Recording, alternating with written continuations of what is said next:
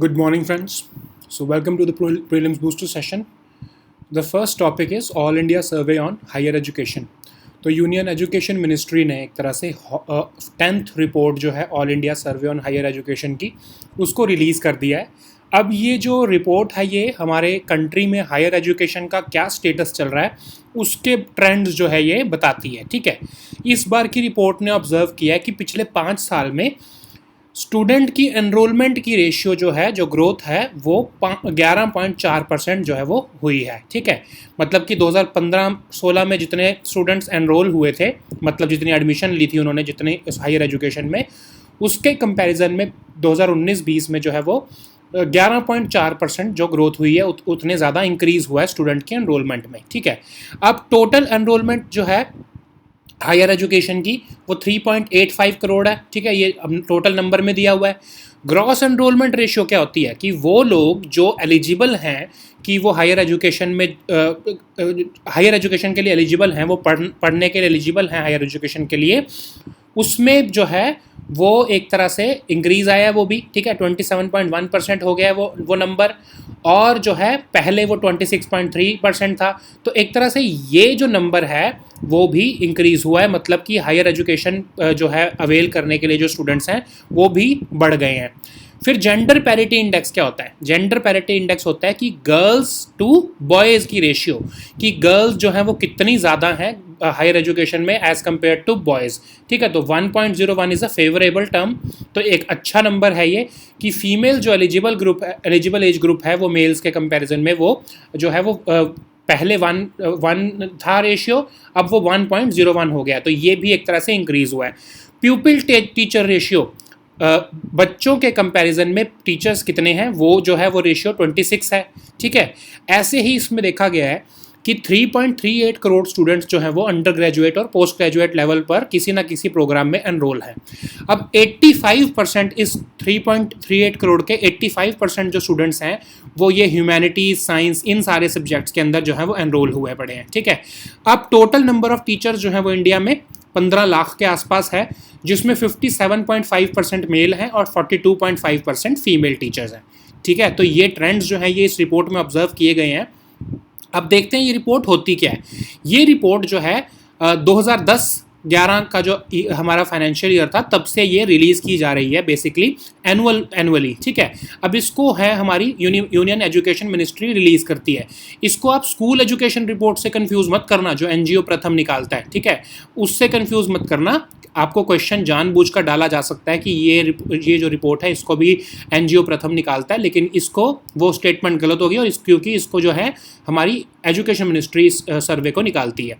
अब इसमें सारे इंस्टीट्यूशंस जो हैं हायर एजुकेशन के जो कंट्री में हैं उन सबको कवर किया जाता है, जिसके अंदर अलग अलग पैरामीटर्स को यूज़ किया जाता है. Teacher, students, enrolment programme, examination के रिजल्ट कैसे रहे हैं, एजुकेशन, फाइनेंस, इंफ्रास्ट्रक्चर, ये सारी चीज़ों को देख जो है वो कवर किया जाता है पैरामीटर्स को. उसके बेसिस पर ही ये सर्वे किया जाता है हायर एजुकेशन की जो है स्टेटस का करंट कंट्री में. ठीक है, अब इसमें अलग अलग तरह के इंडिकेटर्स जो है वो आपको बताए जा रहे हैं. ठीक है, जैसे हमने भी देखा gender parity index, gross enrolment ratio, pupil teacher ratio, ऐसी बहुत सारे जो है वो एक तरह से इंडिकेटर्स जो हैं वो इसमें बताए जाते हैं कि क्या स्टेटस चल रहा है करंट कंट्री में हायर एजुकेशन का. अब ये जो है स्टेटस को देखते हुए ही जो है हमारी कंट्री के जो हमारी एजुकेशन मिनिस्ट्री है या हमारी गवर्नमेंट जो है वो पॉलिसी डिसीजंस बनाती है कि कैसे हम जो है रिसर्च और डेवलपमेंट को हमारे हायर एजुकेशन सेक्टर में हम मजबूत कर सकते हैं. ठीक है, now let us see this topic in English. All India Survey on Higher Education. So the Union Education Ministry has released this report. This is the 10th report and it is released by the Union Education Ministry since 2010 and 11.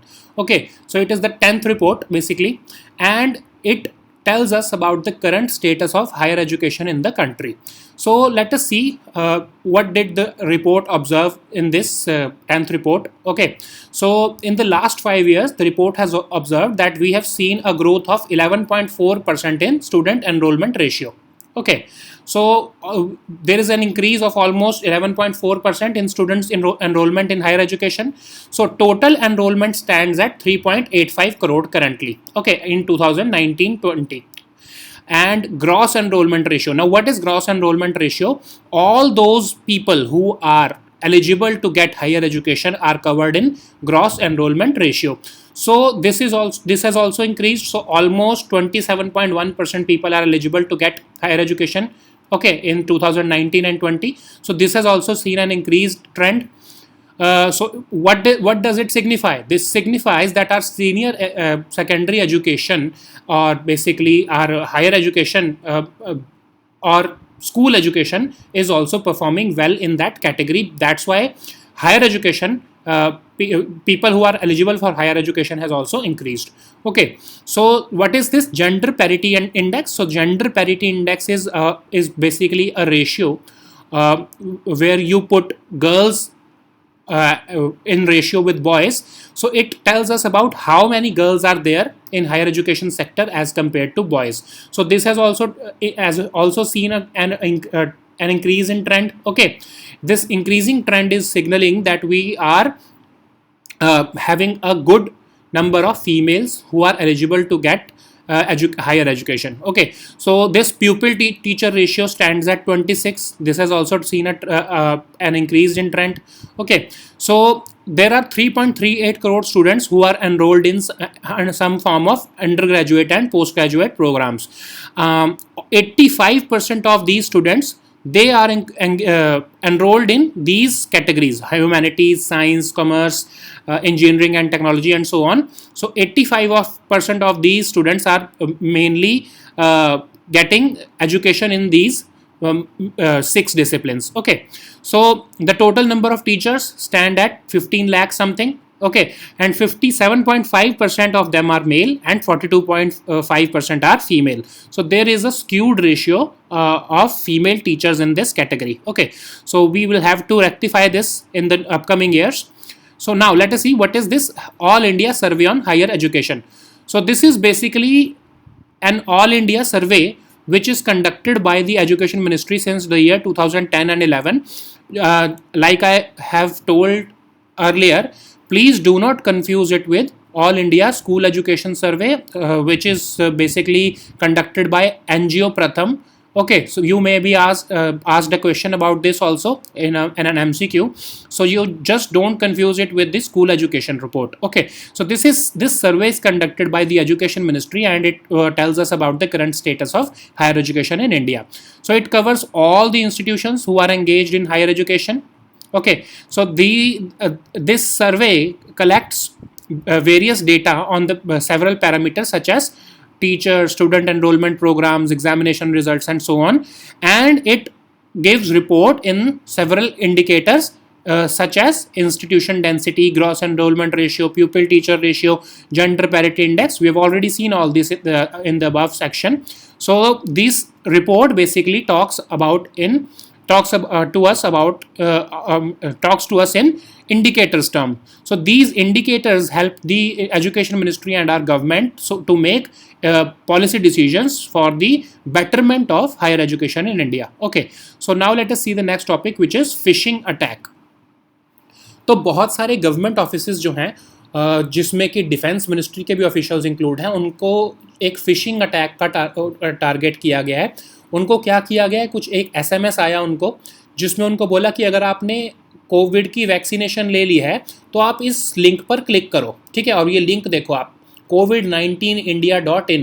अब ये देखने से ही लग रहा है ना कि ये कोई सरकारी लिंक हो सकता है. हाँ, ये क्रेडिबल लिंक है, किसी सरकारी वेबसाइट ही है ये. ठीक है, एक SMS भी आया. SMS में जो है वो ministry of health and family welfare का ही वो SMS लिखा हुआ था कि एज पर डायरेक्टिव. ये SMS का कंटेंट यहाँ पे शेयर किया है. अब इसको देख के कोई भी ये सोचेगा कि सच में ये गवर्नमेंट का ही जो है वो लिंक आया है और ये जो है गवर्नमेंट जो है वो मांग रही है डेटा कि अगर आपने वैक्सीनेशन करवा ली है तो आप इसको यहाँ पर वेरीफाई करो और अपना वैक्सीनेशन का सर्टिफिकेट डाउनलोड कर लो. लेकिन नहीं, ये एक फेक लिंक है जो कि एक फिशिंग अटैक है.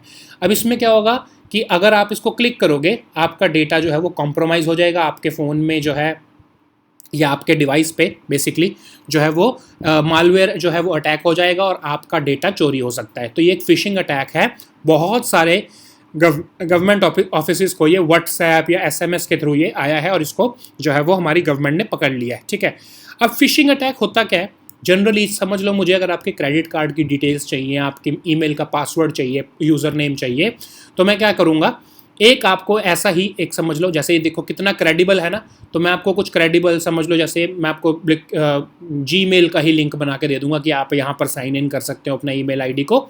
आप उसको क्लिक करोगे, आपको लगेगा कि आप सच में जीमेल को साइन कर रहे हो, लेकिन वो असल में एक फेक लिंक होगा, जिससे क्या होगा, आपके फ़ोन का जो डेटा है उसमें मैं मालवेयर इंस्टॉल कर दूंगा, या फिर मैं आपका जो डेटा है आप उसमें, आप जैसे मैंने आपको जीमेल का अगर लिंक डाला तो आप उस वेबसाइट पर जाओगे, आपको वो बिल्कुल जीमेल जैसी देखने को मिलेगी।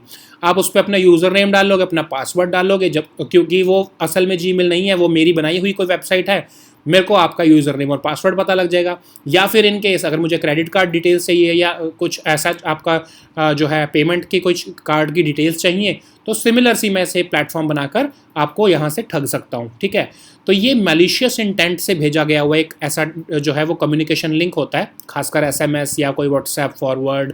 आपने बहुत देखे होंगे, आजकल चलते हैं कि इस पे क्लिक करो, अमेज़ॉन जो है वो 20 आपको कूपन देगा, या आपको फ्री होटल में रहने को मिल रहा है। ऐसे बहुत सारे आपको व्हाट्सएप या एसएमएस आते होंगे।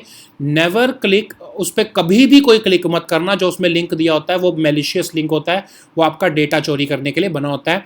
हमारी जो पुलिस डिपार्टमेंट होते हैं वो बार बार आपको जो है वो वार्न करते हैं कि आप ऐसे किसी भी लिंक पर क्लिक मत करो, बहुत ज़्यादा ध्यान रखो, क्योंकि वो लिंक जो है वो आपको बिल्कुल क्रेडिबल लगेंगे। आपको लगेगा सच में ही कोई गवर्नमेंट ने भेजा है, किसी बैंक ने भेजा है, आरबीआई ने भेजा है, आपको लगेगा, लेकिन वो फिशिंग अटैक्स होते हैं, ठीक है। तो आपको इससे बच के रहना है। अब इसको टैकल कैसे किया जा सकता है? एक तो यही तरीका है जैसे मैं आपको बता रहा हूँ, यूज़र एजुकेशन। लोगों को बताओ इसके बारे में कि वो क्रेडिबल इतना लगेगा आपको, आपको ऐसा लगेगा कि सच में ही वो गवर्नमेंट ने भेजा है या किसी बैंक ने भेजा है। तो उससे कैसे बचना है, ये आपको यूज़र को एजुकेशन होनी चाहिए उसके लिए, ठीक है। अब गवर्नमेंट को क्या करना चाहिए इसके लिए, जैसे समझ लो गवर्नमेंट का एग्जाम्पल ले लें, तो गवर्नमेंट को एक सच में ही एक ऐसा फिशिंग अटैक करना चाहिए, एक तरह से आप समझ लो मॉक ड्रिल की तरह। अगर वो उनको देखना चाहिए कि समझ लो एक एग्जांपल लेते हैं कि ये डिफेंस मिनिस्ट्री का ही एग्जांपल ले लेते हैं कि डिफेंस मिनिस्ट्री के ऑफिशियल्स को जो है डिफेंस मिनिस्ट्री की जो है कोई एक सेक्शन ऐसे ही एक ईमेल या एक वो जो है एजुकेशन, ऑफ कोर्स एजुकेशन देने के बाद उनको टाइम टू टाइम ऐसे लिंक्स भेजती रहे, ताकि वो देखें कि कौन कौन से जो लोग हैं जो बार बार उसको सच में क्लिक करते हैं। तो उन लोगों को आपको बार बार टारगेट करना पड़ेगा, उनको बताना पड़ेगा कि ये हमने ही भेजा, आपने इसके ऊपर लिंक के ऊपर आपने क्लिक क्यों किया, वो तो बाय चांस हमने भेजा है। अगर सच में किसी फॉरेन किसी एजेंसी ने भेजा होता या कोई आपको एक फिशिंग अटैक होता तो आप इसमें कॉम्प्रोमाइज़ हो सकते थे। तो इसके लिए यूज़र एजुकेशन जो है वो सबसे बड़ा और सबसे इफेक्टिव टूल है।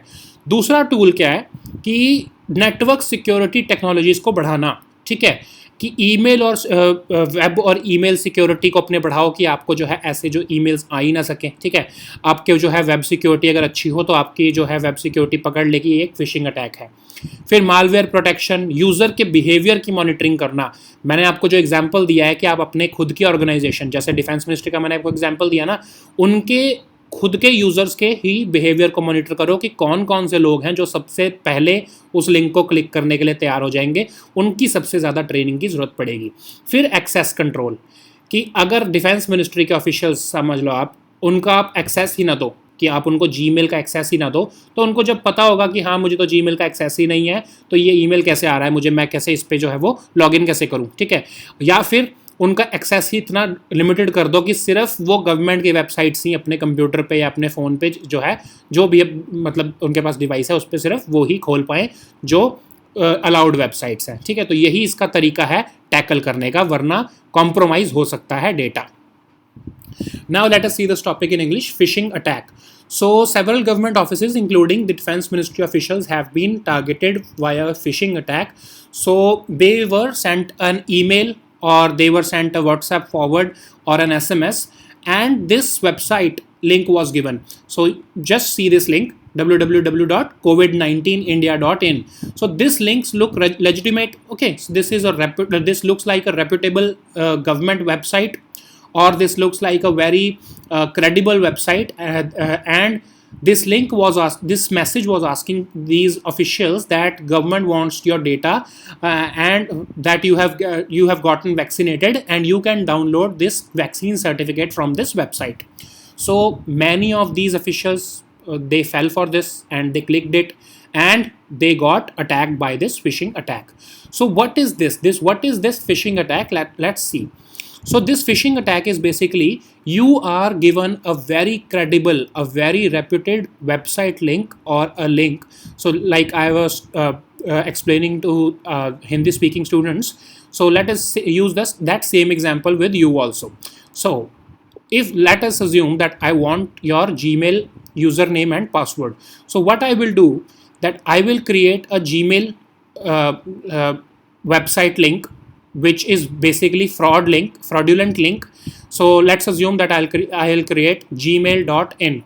It doesn't exist in reality. Okay, I have just created so that you start believing that this is actually a Gmail link. So I will send it to you, and and you will click on it, and you'll start entering your data, your username and password to login.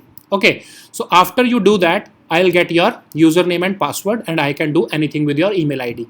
Okay, similarly it can also be applied to your credit card details or your bank net banking also. Okay, so I will use a very credible link. It would look as if it is actually a bank website, and I will use your login and ID password to use your banking to basically gain access to your banking details. So it is basically a cyber security threat which is carried with a malicious intent, and it uses social engineering techniques. So what is this social engineering technique? Using a very credible website or a link to gain access to your minds. Okay, so this email or this website was shared to these people, and they thought that it is an actual website, and they clicked it and they got attacked with this phishing attack. Okay, so how we can tackle these phishing attacks? The first thing is user education. There is no parallel to it. You have to tell people that these are very sophisticated attacks, and you can fall prey to it because of its reputed links. Okay, so what is the other thing which we can do? We can develop our network security technologies. Okay, so we can use strict email and web security. We can also use malware protection tools like in your computers you are using. Okay, and the most important one is user behavior monitoring. So let us assume that I'm running a company, and I want to see how many of our senior management people are prone to this phishing attack. So what I will do is I will create a fake link. It would look like a real link, and I will send them all this link that you have won some lottery, or you have won something like that, and I will see how many of them uh, surrender to this tactic of mine each time. How many of my people, how many of my senior management team, how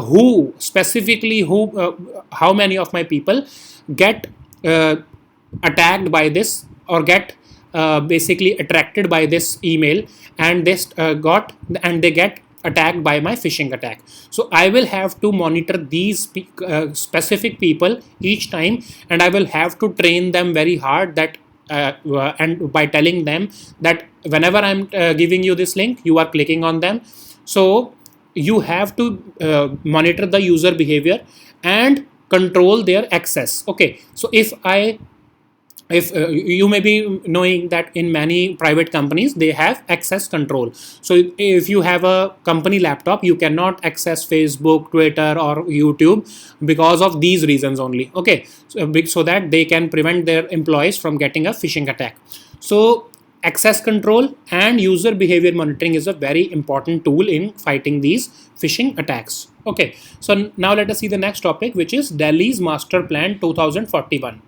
तो Delhi development authority जो है वो उसने एक preliminary approval दे दिया है draft master plan for Delhi 2041 को. अब ये दिल्ली डेवलपमेंट जो अथॉरिटी है वो याद रखो, ये गवर्नमेंट ऑफ इंडिया के अंदर आती है, क्योंकि लैंड जो है वो गवर्नमेंट ऑफ इंडिया के अंदर आता है, दिल्ली स्टेट का. ठीक है, यूटी जिसको आप कह सकते हो. तो ये दिल्ली डेवलपमेंट अथॉरिटी जो गवर्नमेंट ऑफ दिल्ली है उसके अंडर नहीं आती है. ये 1957 के एक्ट के अंदर बनाई गई थी दिल्ली डेवलपमेंट अथॉरिटी, और गवर्नमेंट ऑफ इंडिया के अंदर आती है ये. ठीक है, अब ये मास्टर प्लान क्या है? एक्चुअली ये मास्टर प्लान जो है एक विजन डॉक्यूमेंट है कि हम जो है दिल्ली का जो है लैंड जो है वो कैसे यूटिलाइज करेंगे। अभी जो करंट मास्टर प्लान है वो 2021 में एक्सपायर हो जाना है, इसीलिए जो है ये अगला मास्टर प्लान बनाया गया है। अब इसमें सस्टेनेबल, लिवेबल और वाइब्रेंट दिल्ली बनाने की बात की जा रही है, और कहा जा रहा है कि क्योंकि जो है दिल्ली की माइग्रेंट पॉपुलेशन बहुत बढ़ती जा रही है, तो रेंटेड अकोमोडेशन को जो है इंसेंटिवाइज करना बहुत ज़रूरी है, ताकि रेंटेड अकोमोडेशन को बढ़ावा मिल सके, और प्राइवेट प्लेयर्स और गवर्नमेंट एजेंसीज दोनों को इसमें इन्वॉल्व करने की बात की जा रही है। फिर कहा जा रहा है कि यूज़र पे प्रिंसिपल को फॉलो किया जाए, कि जो पर्सनल मोटर व्हीकल जो लोग यूज़ करते हैं उनको पार्किंग की फैसिलिटीज, स्पेस या स्ट्रीट जो है वो जब भी हमको कंस्ट्रक्ट करनी है तो वो उनसे उनका वसूल किया जाए, उनसे जो है वो चार्जेस वसूल किए जाएं। ठीक है, उससे होगा क्या कि लोग अपना पर्सनल मोटर व्हीकल जो है वो रखना जो है वो कम कर देंगे, बिकॉज उनको हर जगह पैसे देने पड़ रहे हैं, तो वो उसकी बजाय जो है वो पब्लिक ट्रांसपोर्ट की तरफ मूव ऑन करेंगे। ठीक है, फिर व्हीकल पोल्यूशन को जो है वो मिनिमाइज़ करने के लिए कहा गया है कि पब्लिक ट्रांसपोर्ट को ग्रीनर फ्यूल्स की तरफ मूव करना है, और mixed use transit oriented development को हमको जो है वो अडॉप्ट करना है। ठीक है, अब पानी की क्वालिटी को भी इम्प्रूव करने की बात की जा रही है। अब आई एम सॉरी, मैं आपको बताना भूल गया, ट्रांजिट ओरिएंटेड डेवलपमेंट क्या होती है कि आप मेट्रो को भी बनाओ, फिर आप बसेस भी बनाओ, फिर क्या होता है कि समझ लो आपको एक पॉइंट ए से पॉइंट बी तक जाना है, तो आपका पब्लिक ट्रांसपोर्ट अगर इतना अच्छा डेवलप है कि आपको मेट्रो जहाँ पर मिली वहीं पे आप उतर के आपको बस मिल गई, फिर आप एग्जैक्ट पॉइंट बी तक पहुँचने के लिए आपको ज़्यादा पैदल ना चलना पड़े, तो उसमें होगा क्या कि आपकी जो है पब्लिक ट्रांसपोर्ट का यूज़ करने में आपको जो है वो कोई प्रॉब्लम नहीं होगी, क्योंकि आपको पॉइंट ए से बी तक जाना है, तो आपको सारा जो है पब्लिक ट्रांसपोर्ट जो है वो कनेक्टेड मिलेगा, आपको पैदल कम चलना पड़ेगा, तो फिर जो है लोग अपने आप जो है वो पब्लिक ट्रांसपोर्ट की तरफ मूव करेंगे। ठीक है, अब ये नेक्स्ट टॉपिक देखते हैं, जो पॉइंट देखते हैं, जो कि है वो क्वालिटी ऑफ वाटर। तो क्योंकि जो है वो आसपास की यमुना रिवर या उसके लेक्स या नेचुरल ड्रेन से पानी आता है, तो उसको अच्छा करने की भी बात की जा रही है। कहा जा रहा है कि एक बफर जोन बनाया जाए, green buffer zone Yamuna river के आसपास, जो कि 300 मीटर टॉल हो, जहाँ पर आई एम सॉरी टॉल कह रहा हूँ, विड्थ हो जिसकी जितना पॉसिबल हो सकता है, तो 300 मीटर तक की विड्थ को हम मेंटेन करना ज़रूरी है, ताकि यमुना की सफाई रह सके। ठीक है, अब ये मास्टर प्लान जो है ये वाला जो 2021 से के प्लान से कैसे डिफरेंट है, इसमें common kitchens, quarantine space, refuge spots, इन सब की बात की जा रही है, कम्युनिटी स्पेसेस बनाने की बात की जा रही है, क्योंकि हमने देखा कि जो पेंडेमिक के पीरियड में हमको कम्युनिटी जो है वो स्पेसिस की कितनी ज़्यादा ज़रूरत है। ठीक है, अब हमको कॉमन किचन्स बनाने पड़े क्योंकि लोगों को खाना देना था, जो बेचारे माइग्रेंट्स को। ठीक है, क्वारंटीन स्पेस की कितनी ज़रूरत है इमरजेंसी के टाइम पे, रेफ्यूज स्पॉट्स की कितनी ज़रूरत है, तो इसको मद्देनज़र रखते हुए मास्टर प्लान 2041 में इसको इंक्लूड किया जा रहा है। फिर नाइट टाइम इकोनॉमी को भी बढ़ाने के लिए अलग सी इसमें प्रोविजंस हैं, जैसे अलग अलग कल्चरल फेस्टिवल्स ऑर्गेनाइज करने जाने चाहिए, बस एंटरटेनमेंट होनी चाहिए, metro, sports facilities, retail stores जो है वो नाइट लाइफ सर्किट प्लान में ये प्लान कर रही है दिल्ली डेवलपमेंट अथॉरिटी। फिर ये भी प्लान किया जा रहा है कि अगर एयरबॉर्न एपिडेमिक्स कभी सिटी में दोबारा आती हैं तो उसके लिए कैसे टैकल किया जाएगा। Decentralised work spaces, open areas बढ़ाए जाएं, जितने ज़्यादा वेंटिलेशन जो है वो उतनी ज़्यादा अच्छा होगा, जितनी ज़्यादा वेंटिलेशन आपकी स्पेसिस होगी आपके जो है वर्क स्पेसिस में। ठीक है, अब चैलेंजेस क्या होंगे, वही चैलेंजेस, करप्शन, फंड के कमी होना, पॉलिटिकल इंटरफेरेंस। जैसे कि आप सोच लो कि अगर पार्किंग के रेट्स बढ़ाने की बात हो जाए तो जनता जो है वो भड़क पड़ती है, जबकि जनता को ये पता होना चाहिए कि गवर्नमेंट इसलिए बढ़ा रही है ताकि आप पब्लिक ट्रांसपोर्ट को ज़्यादा यूज़ करो, लेकिन वोट बैंक पॉलिटिक्स में जो है वो पॉलिटिशियंस इसमें फंस जाएंगे, और स्टेट गवर्नमेंट कुछ बोलेगी, यूनियन गवर्नमेंट कुछ बोलेगी, आपस में ये पॉलिटिक्स खेलते रहेंगे, और ये जो ज़रूरी काम है वो नहीं हो पाएगा। तो पॉलिटिक्स में ही ये प्लान ना फंस जाए, यही हम सोच सकते हैं, इसी की हमको प्रे करना है। ठीक है, आई होप कि लोग इतने जो है वो समझदार हो जाएं कि वो इस चीज़ों को समझ सकें कि ये उनकी खुद की ही भलाई के लिए। ठीक है, और now let us see this topic in English, Delhi's master plan 2041। So Delhi development authority, it has given a preliminary approval to this draft master plan for Delhi 2041. So this Delhi Development Authority basically comes under the Union government. It comes under the government of India. It was formed in 1957 with an act, and this has given this authority has given this master plan for 2041. So there is there is a master plan currently which will expire this year, in 2021. That's why another plan for 20 years is being made. So let us see the content of this master plan. This is basically a vision document regarding how this Delhi Development Authority intends to use the land of the of this state or the UT of Delhi. Okay, so let us see some important features of this plan. So it aims to foster a sustainable, livable and vibrant Delhi by 2041. Because Delhi is seeing an influx of migrants, that's why this authority wants to incentivize rented accommodation in the city or the state, and it wants to invite both private and government agencies to invest more in this sector. Okay, it wants to adopt a user pays principle so that people who are using their personal motor vehicles, they will be forced to pay for authorized parking facilities, spaces and streets. Now what will this user pays principle, what will it do? It will disincentivize people to possess personal motor vehicles, and instead it will incentivize them to move towards public transport. It wants to minimize vehicle pollution, and for that it wants to switch to greener fuels such as public transport and adopt the mixed use of transit oriented development. So what is this transit oriented development? For example, you have to move from point A to point B. You take a metro, then you take a bus, and then you take something like an auto. So you just take these public transport things, and the government wants that your entire journey, in your entire journey you have to walk minimum. Okay, so if you have a very well connected transit development in the city, then people will be incentivized to move this towards this public transport level. Okay, so this master plan is also saying that we have to improve the quality of water also, because we have seen how Yamuna is getting polluted. That's why they have recommended that wherever possible you shall maintain a 300-meter width, which will be a green buffer zone, and it will help them to prevent the water pollution in Yamuna. Okay, so how is this master plan different from the current one? This master plan is basically accommodating the lessons that we have derived from the pandemic. So it is focusing on common kitchens, community spaces, quarantine spaces. Okay, it is also moving towards nighttime economy, which is which this DDA wants to promote through the use of these cultural festivals, bus entertainment, metro sports facilities and retail stores. Okay, so to reduce the vulnerability of this city to airborne epidemics, the DDA is planning that we have to maintain open areas and mechanical ventilation systems so that we can prevent future airborne epidemics also. So what are the challenges in this master plan? As usual, political challenges, corruption, lack of resources and funds. So for example, if the government wants to increase the parking charges, the intent is to disincentivize personal motor vehicles and and incentivize people so that they move towards public transport.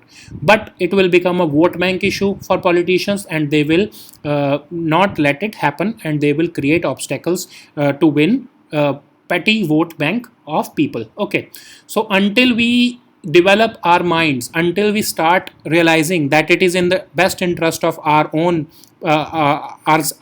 generation, and we will not be able to accept these things, and it will get politicized time and again. Okay, so anyways, let us see the next topic, which is United Nations Secretary General.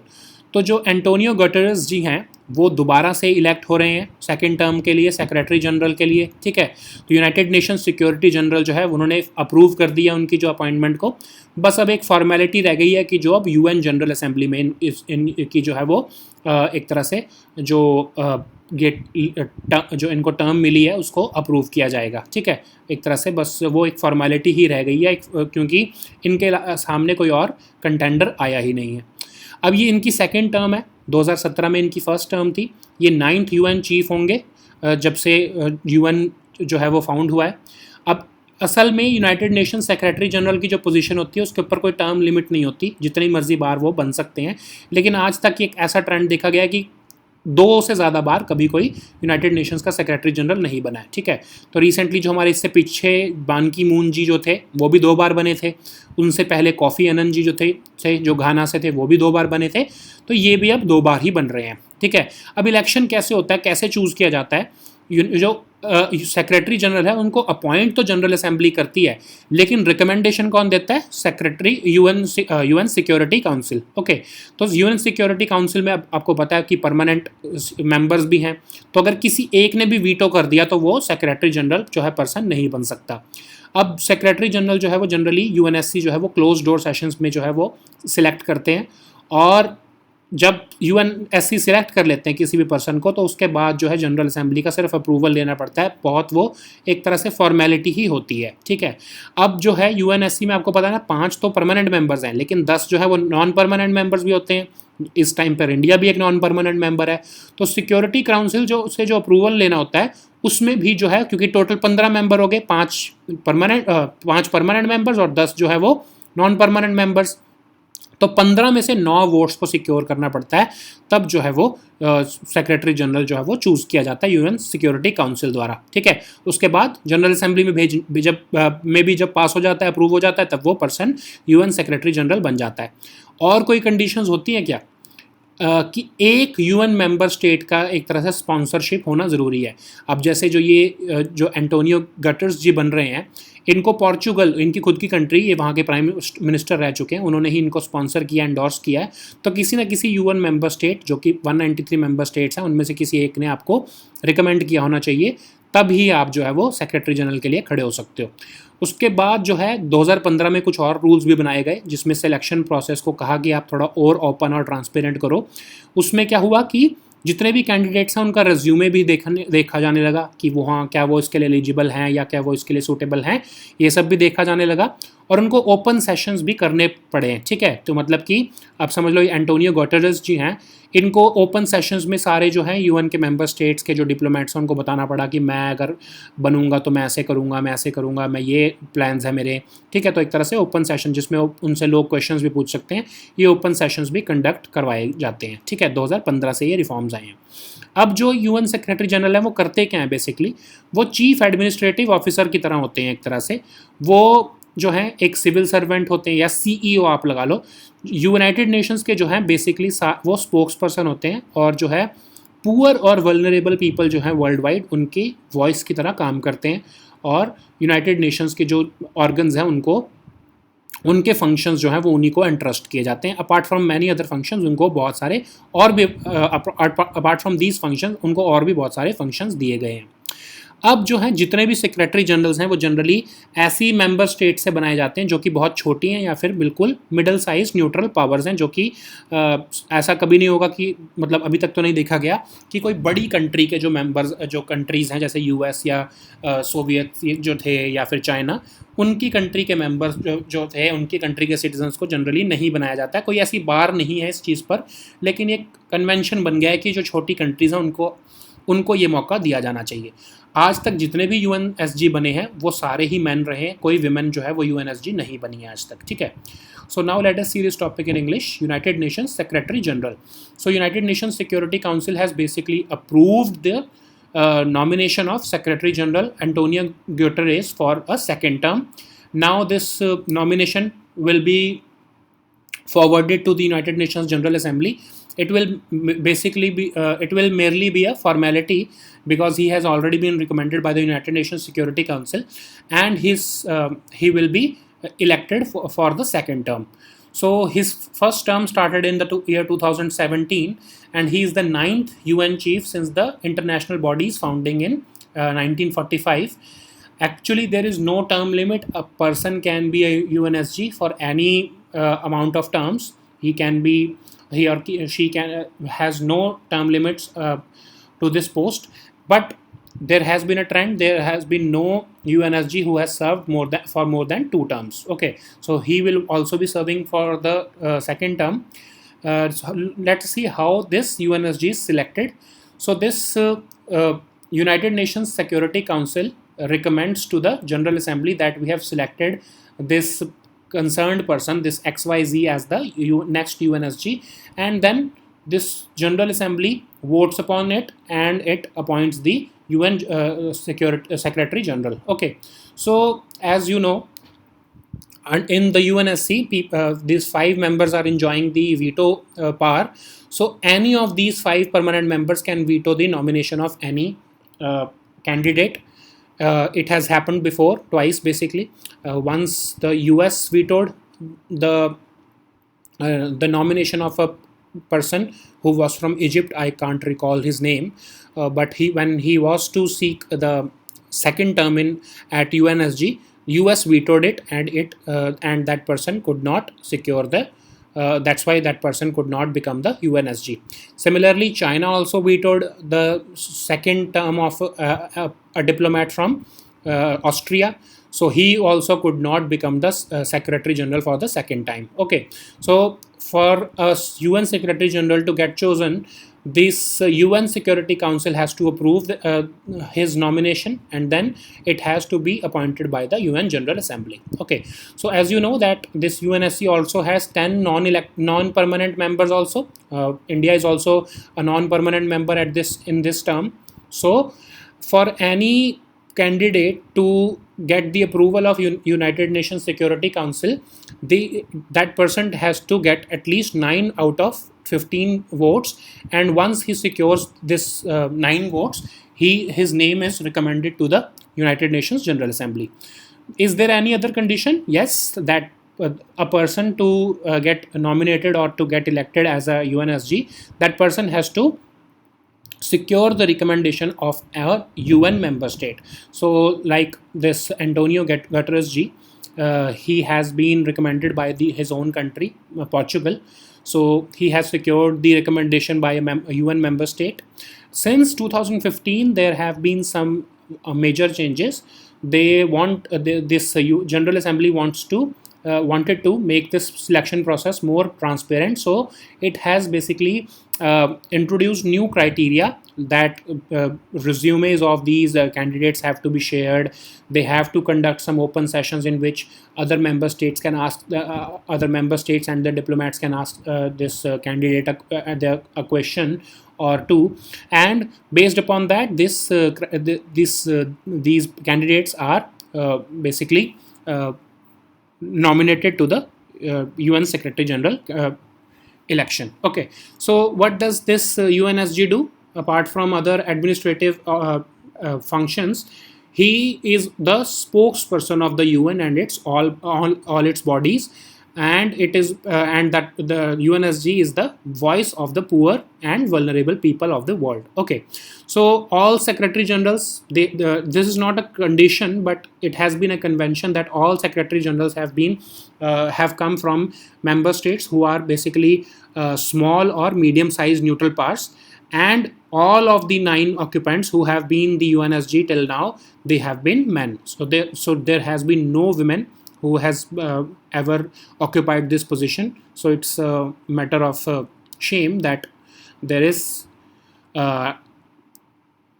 gender gap, or there is a gender insensitivity at the UN itself. Okay, so anyways, let us see the next topic, which is Central Adoption Resource Authority. तो supreme court ने सारी states और UTs को कहा है कि जो भी एनजीओज या कोई प्राइवेट इंडिविजुअल्स जो कोविड की वजह से जो बच्चे अनाथ हो गए हैं, अगर उनको इलीगली अडॉप्ट करने के लिए पुश कर रही है तो उनके खिलाफ एक्शन लेना ज़रूरी है, जो कि जो ऐसे एनजीओज जो बिना कारा की परमिशन के अगर ऐसा काम कर रहे हैं तो उनके खिलाफ स्टेट्स और यूटीज़ को एक्शन लेना चाहिए. ठीक है, तो कारा है क्या? कारा जो है वो basically central adoption resource authority है, और ये इन कंट्री और इंटर कंट्री अडॉप्शन दोनों को ही रेगुलेट करती है. ठीक है, ये एक स्टैट्यूटरी बॉडी है जो कि जुवेनाइल जस्टिस एक्ट जो हमारा 2015 का था उसके अंदर ही इसको स्टैट्यूटरी बॉडी बनाया गया है. ठीक है, अब ये एक ऑटोनॉमस स्टैट्यूटरी बॉडी है जो कि ministry of women and child development के अंदर काम करती है, और ये ऑर्फन, अबैंडन्ड और सरेंडर चिल्ड्रन को जो है वो उनके राइट्स और उनकी जो है एक तरह से उनकी वेलफेयर को देखती है और अडॉप्शन जो है वो फैसिलिटेट करती है। अब क्योंकि हम कारा को देख रहे हैं तो हमको हेग अडॉप्शन कन्वेंशन को भी देखना पड़ेगा। ये अडॉप्शन का जो पूरा जो एक तो टॉपिक है ना, ये बहुत न्यूज़ में चल रहा है, तो आपको इस बार ध्यान रखना पड़ेगा, इसमें से कोई क्वेश्चन आ सकता है। तो हेग अडॉप्शन कन्वेंशन जो है वो हमारा इंटरनेशनल लेवल पर एक कन्वेंशन है जिसमें इंटरनेशनल अडॉप्शन, चाइल्ड लॉन्ड्रिंग और चाइल्ड ट्रैफिकिंग को रेगुलेट किया जाता है और देखा जाता है कि ये सब जो है वो चाइल्ड ट्रैफिकिंग वगैरह ना हो, चाइल्ड लॉन्ड्रिंग ना हो और इंटरनेशनल अडॉप्शन जो है वो लीगल तरीके से हो, उसको देखने के लिए जो है ये कन्वेंशन जो है वो 1993 में जो है इसको अडॉप्ट किया गया था। 1995 में जो है ये कन्वेंशन जो है ये इन्फोर्स हुआ था। ठीक है, इंडिया ने इसको साइन भी किया और रेटिफाई भी किया है, लेकिन नेपाल, साउथ कोरिया और रशिया ने इसको जो है वो अभी तक जो है रेटिफाई नहीं किया है बेसिकली। ठीक है, so let us see this topic in English. Central Adoption Resource Authority. So Supreme Court has directed all the states and UTs to take action against those individuals or NGOs who are inviting people to adopt children illegally. These children are those basically who are orphaned by this COVID-19 pandemic. So it was observed that these individuals and NGOs are inviting strangers to adopt children without the concurrence of the CARA. Okay, so what is CARA? So CARA is basically an apex body of government. It is a statutory body under the Juvenile Justice Act of 2015. It facilitates both in-country and inter-country adoption. Okay, so it works as an autonomous statutory body under the Ministry of Women and Child Development. It deals with the adoption of orphan, abandoned and surrendered children. So as we are looking at the adoption topic, it has been in news since the COVID-19 second wave. So we can expect basically some questions regarding this topic. That's why I'm also covering Hague Adoption Convention also.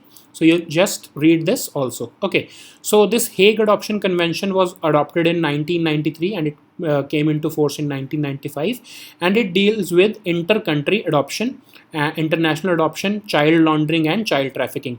India has signed and ratified this convention, but Nepal, South Korea and Russia, they have signed this but they have yet to ratify it. Okay, so now let us see the next topic, which is सुरक्षित हम सुरक्षित तुम अभियान।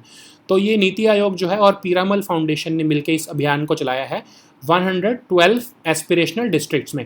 तो आप में से कुछ सोच रहे होंगे कि 112 क्यों लिखा है, 115 क्यों नहीं लिखा है। ठीक है, इसको भी हम आगे देखते हैं क्यों, ये क्या रीज़न है इसका। अब ये प्रोग्राम है क्या, इसमें जो डिस्ट्रिक्ट एडमिनिस्ट्रेशंस हैं उनको जो है सपोर्ट दिया जाएगा कि वो आगे जो है कोविड-19 के जो सिम्टोमेटिक या जो माइल्डली सिम्टोमेटिक या एसिम्टोमेटिक पेशेंट्स हैं उनको होम केयर सपोर्ट प्रोवाइड कर सकें। अब इसमें होगा क्या, जो डिस्ट्रिक्ट मैजिस्ट्रेट हैं उनको जो है लोकल लीडर्स, सिविल सोसाइटीज़ और वॉलंटियर्स का एक सपोर्ट दिया जाएगा। ऑलमोस्ट 1000 लोकल एनजीओज़ ने ऑलरेडी इसमें वॉलंटियर कर दिया है कि वो डिस्ट्रिक्ट मैजिस्ट्रेट्स की हेल्प करेंगे। जो ये एस्पिरेशनल डिस्ट्रिक्ट्स में जो डिस्ट्रिक्ट मैजिस्ट्रेट्स हैं उनकी हेल्प करेंगे ताकि ऐसे पेशेंट्स को घर पर ही सपोर्ट दिया जा सके। ठीक है, अब ये एस्पिरेशनल डिस्ट्रिक्ट्स प्रोग्राम क्या था, बेसिकली क्या है, आई एम सॉरी। तो ये एस्पिरेशनल डिस्ट्रिक्ट्स जो हैं एक्चुअली जो हमारे सबसे अंडर डेवलप्ड डिस्ट्रिक्ट थे इंडिया में, उनको आइडेंटिफाई किया गया नीति आयोग द्वारा गवर्नमेंट ऑफ इंडिया के साथ मिलके। और उनको, क्योंकि अंडर डेवलप्ड कहना तो एक बहुत ही अनफेयर होगा, इसीलिए उनको एक पॉजिटिव अप्रोच लाने के लिए हमने उनका नाम जो है वो एस्पिरेशनल डिस्ट्रिक्ट्स रख दिया था। ठीक है, तो एस्पिरेशनल डिस्ट्रिक्ट्स को आइडेंटिफाई किया गया जो कि बहुत अंडर डेवलप्ड हैं और उस पर जो वर्क करने का हमने प्लान किया है। ठीक है, तो इसमें गवर्नमेंट ऑफ इंडिया क्या कह रही है कि सेंट्रल और स्टेट स्कीम्स को हम कैसे कन्वर्ज करें, फिर स्टेट लेवल प्रभारी, अब ये प्रभारी कौन होंगे, जो डिस्ट्रिक्ट मैजिस्ट्रेट्स होते हैं। ठीक है, उनको हम कैसे कोलैबोरेट करें उनके साथ डायरेक्टली कि इनमें जो है वो डेवलपमेंट जो है वो हम अच्छी तरह से कर सकें। फिर आपस में भी इनमें कंपटीशन करवाना ज़रूरी है। ठीक है, ताकि ये अच्छे से डेवलप हो सकें। अब असल में तो 115 डिस्ट्रिक्ट्स ऐसे आइडेंटिफाई किए गए थे गवर्नमेंट ऑफ इंडिया द्वारा, लेकिन एंड में क्या हुआ, मार्च 2020 में वेस्ट बंगाल की गवर्नमेंट ने कहा कि हम इस प्रोग्राम में पार्टिसिपेट नहीं करेंगे। तो उनके जो 3 डिस्ट्रिक्ट्स थे वो इसमें पार्टिसिपेट नहीं कर रहे हैं बेसिकली। दैट्स वाई 112 डिस्ट्रिक्ट्स अब इसमें रह गए हैं। ठीक है, अब इसमें पैरामीटर्स कौन कौन से देखे गए हैं, ये जो है टोटल ये पैरामीटर्स जो हैं तो ये 5 सेक्टर्स के अंदर 49 इंडिकेटर्स हैं जो देखे गए हैं, उसके बेसिस पर डिसाइड किया गया है कि कौन से ये डिस्ट्रिक्ट्स जो हैं, जो 115 डिस्ट्रिक्ट्स कौन कौन से होंगे जो कि अंडर डेवलप्ड हैं, ठीक है। अब ट्राई ये किया गया कि हर स्टेट में से कम एक डिस्ट्रिक्ट को ज़रूर चूज़ किया जाए। हर डिस्ट्रिक्ट की प्रोग्रेस को मॉनिटर किया जाएगा, एक डैशबोर्ड बनाया गया है यूनियन गवर्नमेंट द्वारा। उसमें डिस्ट्रिक्ट कलेक्टर्स जो हैं वो डेटा अपलोड करते रहेंगे कि अब ये हो चुका है, अब हम ये कर चुके हैं। उससे क्या है, हम मॉनिटर कर सकेंगे कि किस तरह की प्रोग्रेस हो रही है। 4 टियर सुपरवाइजरी मैकेनिज्म जो है वो बनाया गया है, जिसमें एक सेंट्रल नोडल ऑफिसर होगा यूनियन गवर्नमेंट के बिहाफ पे, फिर स्टेट नोडल ऑफिसर होगा स्टेट गवर्नमेंट के बिहाफ पे, और एक डिस्ट्रिक्ट नोडल ऑफिसर होगा जो कि डिस्ट्रिक्ट कलेक्टर होगा उस डिस्ट्रिक्ट का, और सबसे इंपॉर्टेंट होगा एक हमारे यूनियन मिनिस्टर एक चार्ज बनाए जाएंगे। तो ये चारों बेसिकली ये लोग मिलके जो है उस डिस्ट्रिक्ट की डेवलपमेंट की बात करेंगे या फिर उसका प्रोग्राम बनाएंगे। तो अब मैंने आपको जैसा बताया कि 2020 मार्च से जो है वेस्ट बंगाल गवर्नमेंट जो है वो इसमें पार्टिसिपेट नहीं कर रही है, इसीलिए जो है 112 ही रह गए हैं ये एस्पिरेशनल डिस्ट्रिक्ट्स। बहुत अनफॉर्चुनेट है कि इसको भी पॉलिटिसाइज किया गया है फॉर सम रीजंस, बट चलो अब हम क्या कर सकते हैं इसमें। So anyways, let us see this topic. Surakshit Hum Surakshit Tum Abhiyaan. So Niti Aayog with Piramal Foundation has decided that they will launch this Surakshit Hum Surakshit Tum Abhiyaan in 112 aspirational districts. So what this program is doing, they are basically assisting the district magistrates with local volunteers, NGOs, so that people in these districts who are suffering from COVID-19 pandemic and they are asymptomatic or mildly symptomatic, they can be supported at their home with home care support. So 1 lakh volunteers have already been trained. Over 1,000 local NGOs have been roped in, and they will be partnering with district magistrates to provide help to these patients. Okay, so what is this aspirational districts program? So basically, in the government, the Niti, in collaboration with Niti Aayog and the state governments, they decided to call the most underdeveloped districts of India as aspirational districts. So this is basically a positive approach that we have taken towards these districts, because otherwise we were calling them most underdeveloped, but now the government wants to call them aspirational districts, so that there is a change of heart and there is a change of approach in the governance system. That's why we have identified these 115 districts, and based upon that we are implementing schemes, and we are basically converging central and state schemes in these districts. We are collaborating all central, state and district level schemes and implementing it through a comprehensive approach through these prabharis. Who are these prabharis? The district collectors who are working in these aspirational districts. So we also want to promote competition amongst these districts also. Okay, so this will help us to develop these so-called most underdeveloped districts, who are now called as aspirational districts. So originally these districts were 115 in number, but since March 2020, West Bengal government backed out of this scheme or this program, and currently there are only 112 districts in the entire country. So these districts were identified across 5 sectors, and these sectors had total 49 indicators. So these were the sectors based upon which the underdevelopedness of a district was identified. So it was basically strived that it was decided that at least one district shall be represented from every state. Okay, so progress of each district is monitored by a dashboard, which is basically an informational dashboard through which the government keeps an eye over the development criteria or the development or the progress which is carried on in these districts. And this the district collectors who are posted in these districts, they upload the data regularly, and the government monitors the data through this dashboard. So every district has a 4-tier supervisory mechanism. So a central nodal officer, a state nodal officer, and the district nodal officer. So district nodal officer will be the district collector himself, and a union minister in charge. So these 4 people basically supervises all the programs of the state and central government which are implemented in these aspirational districts. So as I've already told you, Niti Aayog is working with all these 112 aspirational districts earlier these were 115 districts, but West Bengal government is not participating in this exercise since March 2020. So this number has come out to be 112 now. Okay, so these were our topics for today. Please also download the weekly compilation of current affairs from our Telegram group. आज की आप Telegram group से weekly जो हमारी current affairs के compilation है उसको भी डाउनलोड करके पढ़ लेना. We'll meet next time with new topics. Until then, goodbye and take care.